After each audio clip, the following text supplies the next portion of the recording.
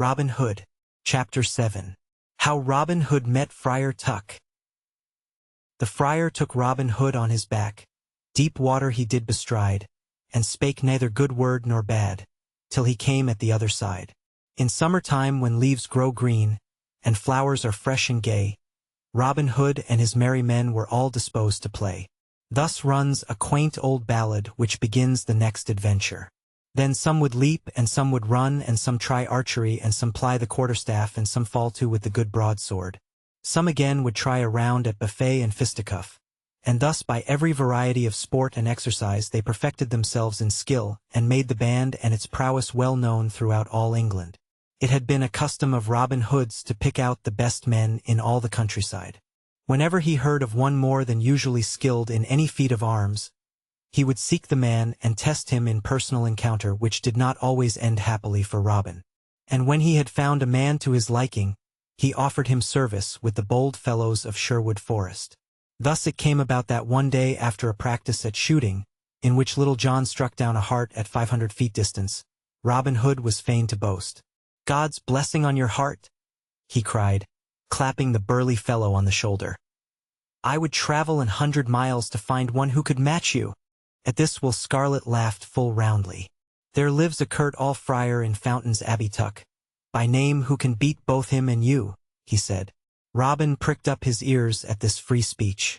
"By Our Lady," he said, "I'll neither eat nor drink till I see this same friar." And with his usual impetuosity, he at once set about arming himself for the adventure. On his head he placed a cap of steel. Underneath his Lincoln green he wore a coat of chain metal. Then with sword and buckler girded at his side he made a goodly show. But he also took with him his stout yew bow and a sheaf of chosen arrows. So he set forth upon his way with blithe heart, for it was a day when the whole face of the earth seemed glad and rejoicing in pulsing life. Steadily he pressed forward by winding ways till he came to a green broad pasture land at whose edge flowed a stream dipping in and out among the willows and rushes on the banks. A pleasant stream it was, but it flowed calmly as though of some depth in the middle. Robin did not fancy getting his feet wet, or his fine suit of mail rusted, so he paused on the hither bank to rest and take his bearings. As he sat down quietly under the shade of a drooping willow, he heard snatches of a jovial song floating to him from the farther side. Then came a sound of two men's voices arguing. One was upholding the merits of hasty pudding, and the other stood out stoutly for meat pie. "Especially," quoth this one, "when flavored with young onions." "Gramercy," muttered Robin to himself. "That is a tantalizing speech to a hungry man, but, odds bodikins, did ever two men talk more alike than those two fellows yonder?" In truth Robin could well marvel at the speech, for the voices were curiously alike. Presently the willows parted on the other bank, and Robin could hardly forbear laughing outright. His mystery was explained. It was not two men who had done all this singing and talking, but one, and that one a stout curt all friar who wore a long cloak over his portly frame, tied with a cord in the middle. On his head was a knight's helmet, and in his hand was a no more warlike weapon than a huge pasty pie, with which he sat down by the water's edge. His twofold argument was finished. The meat pie had triumphed, and no wonder, for it was the present witness, soon to give its own testimony. But first the friar took off his helmet to cool his head, and a droll picture he made. His head was as round as an apple, and eke as smooth in spots. A fringe of close curling black hair grew round the base of his skull, but his crown was bare and shiny as an egg. His cheeks also were smooth and red and shiny, and his little gray eyes danced about with the funniest air imaginable. You would not have blamed Robin Hood for wanting to laugh, had you heard this serious two-faced talk and then seen this jovial one-faced man. Good humor and fat living stood out all over him, yet for all that he looked stout enough and able to take care of himself with any man. His short neck was thick like that of a Berkshire bull. His shoulders were set far back, and his arms sprouted therefrom like two oak limbs. As he sat him down, the cloak fell apart, disclosing a sword and buckler as stout as Robin's own. Nathless, Robin was not dismayed at sight of the weapons. Instead, his heart fell within him when he saw the meat pie which was now in fair way to be devoured before his very eyes. For the friar lost no time in thrusting one hand deep into the pie, while he crossed himself with the other. Thereupon Robin seized his bow and fitted a shaft. "Hey, friar!" he sang out. "Carry me over the water, or else I cannot answer for your safety." The other started at the unexpected greeting, and laid his hand upon his sword. Then he looked up and beheld Robin's arrow pointing full upon him. "Put down your bow, fellow," he shouted back, "and I will bring you over the brook. 'Tis our duty in life to help each other, and your keen shaft shows me that you are a man worthy of some attention." So the friar knight got him up gravely, though his eyes twinkled with a cunning light, and laid aside his beloved pie and his cloak and his sword and his buckler, and waded across the stream with waddling dignity. Then he took Robin Hood upon his back, and spoke neither good word nor bad till he came to the other side. Lightly leaped Robin off his back, and said, "I am much beholden to you, good father." "Beholden, say you?" rejoined the other, drawing his sword. "Then by my faith you shall e'en repay your score. Now mine own affairs, which are of a spiritual kind and much more important than yours which are carnal, lie on the other side of this stream. I see that you are a likely man, and one, moreover, who would not refuse to serve the church. I must therefore pray of you that whatsoever I have done unto you, you will do also unto me. In short, my son, you must e'en carry me back again." Courteously enough was this said, but so suddenly had the friar drawn his sword that Robin had no time to unsling his bow from his back, whither he had placed it to avoid getting it wet, or to unfasten his scabbard. So he was fain to temporize. "Nay, good father, but I shall get my feet wet," he commenced. "Are your feet any better than mine?" retorted the other. "I fear me now that I have already wetted myself so sadly as to lay in a store of rheumatic pains by way of penance." "I am not so strong as you," continued Robin. "That helmet and sword and buckler would be my undoing on the uncertain footing amidstream, to say nothing of your holy flesh and bones." "Then I will lighten up somewhat," replied the other calmly. "Promise to carry me across, and I will lay aside my war gear."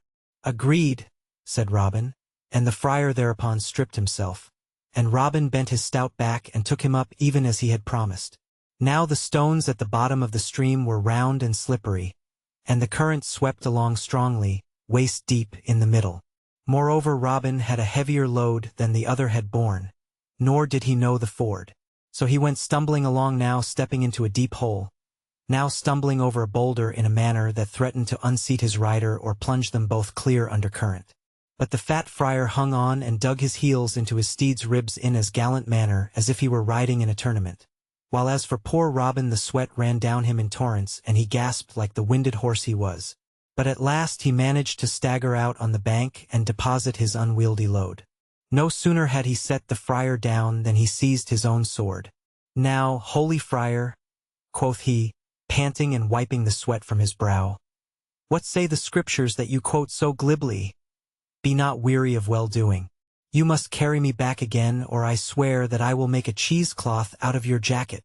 The friar's gray eyes once more twinkled with a cunning gleam that boded no good to Robin, but his voice was as calm and courteous as ever. "Your wits are keen, my son," he said, "and I see that the waters of the stream have not quenched your spirit. Once more will I bend my back to the oppressor and carry the weight of the haughty." So Robin mounted again in high glee, and carried his sword in his hand, and went prepared to tarry upon the other side. But while he was bethinking himself what great words to use, when he should arrive thither, he felt himself slipping from the friar's broad back. He clutched frantically to save himself, but had too round a surface to grasp, besides being hampered by his weapon.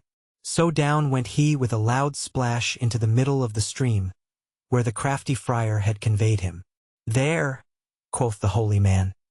Choose you, my fine fellow, whether you will sink or swim." And he gained his own bank without more ado, while Robin thrashed and spluttered about until he made shift to grasp a willow wand and thus haul himself ashore on the other side.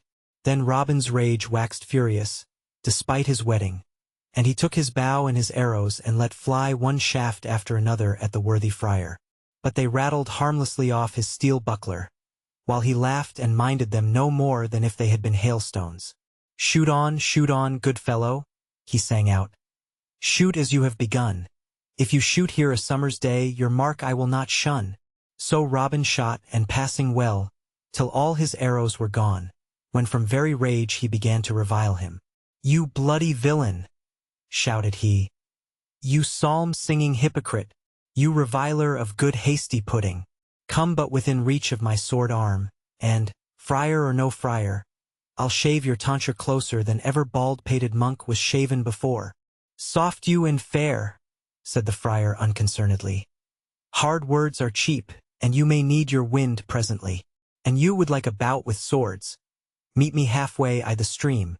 And with this speech the friar waded into the brook, sword in hand, where he was met halfway by the impetuous outlaw. Thereupon began a fierce and mighty battle. Up and down, in and out, back and forth they fought. The swords flashed in the rays of the declining sun, and then met with a clash that would have shivered less sturdy weapons or disarmed less sturdy wielders. Many a smart blow was landed, but each perceived that the other wore an undercoat of linked mail which might not be pierced. Nathless, their ribs ached at the force of the blows. Once and again they paused by mutual consent and caught breath and looked hard each at the other, for never had either met so stout a fellow. Finally, in a furious onset of lunge and parry, Robin's foot stepped on a rolling stone, and he went down upon his knees. But his antagonist would not take this advantage. He paused until Robin should get upon his feet. Now by Our Lady, cried the outlaw, using his favored oath, you are the fairest swordsman that I have met in many a long day. I would beg a boon of you. What is it? Said the other. Give me leave to set my horn to my mouth and blow 3 blasts thereon. That will I do, said the curt all-friar. Blow till your breath fails, and it please you. Then, says the old ballad, Robin Hood set his horn to mouth and blew mighty blasts, and 100 yeomen, bows bent, came raking over the lea. Whose men are these? Said the friar. That come so hastily? These men are mine, said Robin Hood, feeling that his time to laugh was come at last. Then said the friar in his turn, a boon, the like I gave to you. Give me leave to set my fist to my mouth and whistle 3 blasts thereon. That will I do, said Robin, or else I were lacking in courtesy. The friar set his fist to his mouth and put the horn to shame by the piercing whistles he blew, whereupon 100 great dogs came running and jumping so swiftly that they had reached their bank as soon as Robin Hood's men had reached his side. Then followed a rare foolish conflict. Stoutly, Much, Little John, and the other outlaws began sending their arrows whizzing toward the opposite bank. But the dogs, which were taught of the friar, dodged the missiles cleverly and ran and fetched them back again, just as the dogs of today catch sticks. I have never seen the like of this in my days, cried Little John, amazed. 'Tis rank sorcery and witchcraft. Take off your dogs, Friar Tuck, shouted Will Scarlet, who had but then run up, and who now stood laughing heartily at the scene. Friar Tuck, exclaimed Robin, astounded. Are you Friar Tuck? Then am I your friend, for you are he I came to seek. I am but a poor anchorite, a curt all-friar, said the other, whistling to his pack. By name Friar Tuck of Fountain's Dale. For 7 years have I tended the abbey here, preached o' Sundays, and married and christened and buried folk, and fought too, if need were. And if it smacks not too much of boasting, I have not yet met the knight or trooper or yeoman that I would yield before. But yours is a stout blade. I would fain know you. 'Tis Robin Hood, the outlaw, who has been assisting you at this christening, said Will Scarlet, glancing roguishly at the 2 opponents' dripping garments. And at this sally the whole band burst into a shout of laughter, in which Robin and Friar Tuck joined. Robin Hood, cried the good friar presently, holding his sides. Are you indeed that famous yeoman? Then I like you well, and had I known you earlier, would have both carried you across and shared my pasty pie with you. To speak soothly, replied Robin gaily, 'twas that same pie that led me to be rude. Now, therefore, bring it and your dogs and repair with us to the greenwood. We have need of you. With this message came I today to seek you. We will build you a hermitage in Sherwood Forest, and you shall keep us from evil ways. Will you not join our band? Marry, that will I, cried Friar Tuck jovially. Once more will I cross this much beford stream, and go with you to the good greenwood.